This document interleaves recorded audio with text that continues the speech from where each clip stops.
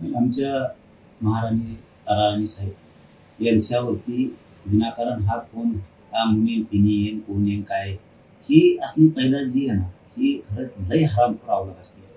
ही त्यांचा धर्म सुद्धा असल्या अवलगी बदनाम करतायत विनाकारण.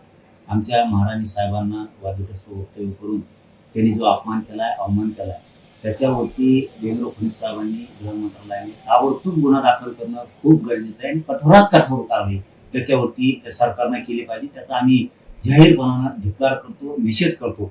आणि जैन धर्मियांनी सुद्धा या असल्या हरामखोर जे कोण मुनीम फिनी आहेत यांना तातडीनं समज द्यायला पाहिजे आणि माफी मागायला लावायला पाहिजे.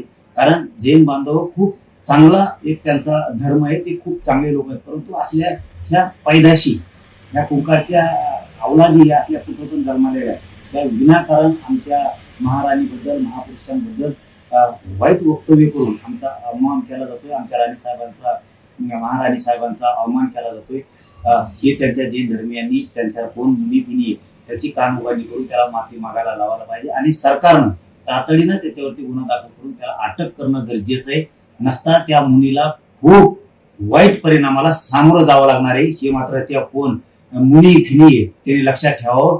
तुला इतकं नीट करणार ना आम्ही, तू आमच्या महाराणी ताराराणी साहेबांना जर वाईट बोलतो ना तर तुला इतकी वाईट वेळ भोगायला लावणार आहेत आम्ही.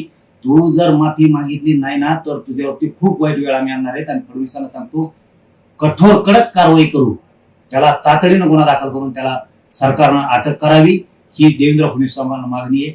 आणि त्या मुनीचा आम्ही जाहीर असा निषेध करतो की असल्या पैदाशी सुद्धा ह्या प्रत्युत्तरावरती फायदा होऊ नये. परंतु ही असली घाण अवलाद प्रत्येक कुठं ना कुठंतरी जन्मतीच आणि यांच्यामुळं विनाकारण दोन समाजात तेढ निर्माण होतोय.